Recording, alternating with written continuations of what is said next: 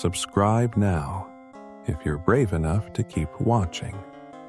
The first time I noticed something was wrong, it was 2:47 a.m. The rain outside had stopped hours ago, leaving the road slick and silent under the flickering streetlight. I was alone in the gas station, a 2-lane stop off a forgotten stretch of highway just outside of town. Nights were slow, predictable, and quiet. That's what I liked about them. Until that night. The door chime rang. I looked up from the counter. Nobody came in, just the hum of the freezers and the soft hiss of the coffee machine. I frowned, stood up, and looked at the glass door. Empty parking lot. I checked out the monitors above the counter, 6 black and white security feeds flickering through the aisles and the outside pumps. Nothing. I figured the door sensor must have glitched again. But when I sat back down, it rang again, and again. This time I froze. The chime wasn't random, it came in pairs. 2 short tones. Pause, then 2 again, like a pattern. I pushed through the counter gate and checked outside. The night smelled like oil and wet asphalt. The pumps stood motionless, reflecting the fluorescent light overhead. Then I saw it faint shoe prints on the wet concrete, leading from the road straight toward the door. Small, bare footprints, child-sized. I followed them until they stopped right at the entrance, but they didn't turn back. There were no exit prints, just the faint outline of small toes pressed against the glass, as if someone had been standing there for a long time. Watching, I locked the doors. Back at the counter, I opened the monitor feed again. Everything was still, except camera 3, the one facing the backroom door. The door was slightly open. I hadn't gone back there all night. I leaned closer, squinting at the grainy image. Something inside shifted a shape, just at the edge of the frame, dark and slow. The power flicker, dead. All 6 monitors cut to static for 2 seconds, then came back on. My stomach dropped. Every camera feed, all 6 now showed the same image. Me, sitting at the counter. Only, in the feed, I wasn't alone. A figure was standing directly behind me, tall, still, and blurred like a smudge on the lens. I spun around. Nothing, just the shelves, the hum of the fridge, and that awful silence that makes your ears ring. The chime rang again. This time, I didn't move. I watched the reflection in the counter glass. The door was still closed. The parking lot was empty. But in the reflection, the silhouette was back, standing just outside the door, facing inward.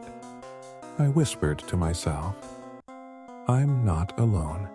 I grabbed my phone to call my manager, but the signal was dead. When I looked back up, the reflection was gone. The chime rang one last time, long, drawn out, and hollow, and the lights flickered so hard that one of the bulbs burst. When I rewound the footage later, my heart stopped. On the timestamp for 2:47 a.m. I could see myself sitting at the counter, staring at the screen and behind me. A tall figure pressed its palm flat against the glass door. It stayed there completely still until the lights cut out. But when I paused the frame and looked closer, there was no reflection of me in the glass, only it. By the next night, I almost convinced myself it was just stress exhaustion from too many overnight shifts and too little sleep. But deep down, I knew something wasn't right. I told my manager about the footage, but when she went to check the security DVR, the file from that night was gone. just one blank gap in the timestamp between 2:00 and 3:00 a.m. When she brushed it off as a recording error, I didn't argue. But when I came in for my next shift, the store felt different, colder, heavier. Even the lights seemed dimmer than usual. At around midnight, I went to restock the coolers in the back. As I pushed the metal door open, the temperature dropped so fast I could see my breath. The room was empty except for the hum of the fridge motors. I restocked a few sodas, trying to ignore how my hands were shaking.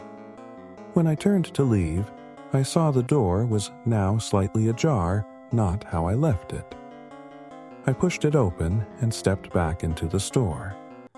But the layout wasn't right. The aisles looked the same: candy, snacks, coffee. But the clock above the counter wasn't ticking. The hands were frozen at 2:47 a.m. And the air, it didn't feel still. It felt thick. Something moved behind the far aisle. I caught it only in my peripheral, a dark shoulder, the faintest flicker of motion. My heart started pounding. I stepped closer, calling out, "Hello? Store's closed for inventory." No answer. Then came the door chime, twice. I ran back to the front, but the doors were locked. Outside, the parking lot was empty, but in the reflection, someone was standing inside the store. Tall, motionless, standing directly behind me again. Only this time, I could see it clearly. It wasn't a shadow. It was me. Same uniform, same tired posture. But my reflection wasn't moving with me. It just stood there, staring straight ahead, while I lifted my hand and it didn't. I stepped closer to the glass. Its S blinked slow, deliberate, and then it smiled. The lights flickered. The air snapped back to normal. My reflection returned to normal, moving in sync again. I stumbled backward, heart pounding. The phone on the counter rang. I picked it up. Silence. Then a faint, static-laced voice whispered, "Don't turn around." I dropped the phone and bolted to the back room. I slammed the door shut and pressed my back against it. I could hear the faint click of the intercom turning on by itself, the same way it did when customers asked for help at the pump. Static hissed through the speakers. Then a low hum, rhythmic, pulsing. I looked at the monitor. Camera 1, empty. Camera 2, empty. Camera 3, the front counter, and behind it, that same dark figure, its head slowly turning toward the camera. I froze as its face came into focus. It was my face, but wrong. Eyes too wide, mouth slightly open, like it was trying to breathe through water. And then, in one slow movement, it lifted its hand and placed it on the counterpalm facing the lens. I heard the same sound from outside the office door. A hand, sliding down the glass. When I built up the courage to check, there was nothing there, but on the fogged glass of the office window I saw the outline of a handprint. It was mine. And written above it, in the same faint condensation, were 3 words. "See you soon." By the third night, I knew I shouldn't have come back. The manager said the system had reset itself and all the cameras were working again like nothing had happened. She even laughed when I asked if anyone else ever reported strange things on the night shift. "It's the quiet," she said. "Makes people see things that aren't there." But the quiet was the problem. It wasn't empty, it was listening. When I clocked in that night, the air already felt wrong, too still, too heavy. Every sound echoed, like the store was hollow inside. The lights above aisle 2 flickered non-stop. I tried changing the bulb, but the second I got close, it stopped perfectly steady until I walked away. At 1:00 a.m., the door chime rang. I looked up from the register. No one, but the monitor showed the door opening wide as if someone invisible had just walked in. The motion sensors above the counter clicked on one by one, following an unseen path through the aisles. I whispered, "Who's there?" before realizing how absurd it sounded in a store that was supposed to be empty. Then, for the first time, the intercom clicked on by itself. Static. Then a faint breath, a voice quiet, strained, almost like mine said, "You forgot to lock the back door." Turned toward the stockroom. The metal door I always kept bolted was slightly open, just a few inches, but enough for darkness to leak through. The hallway light flickered once, then again, then went out completely. I grabbed my flashlight and stepped inside. The beam cut through the dark, shaking in my hand. Every sound felt magnified: the hum of the freezer, the creak of the shelves, the faint buzz of the light struggling to stay alive.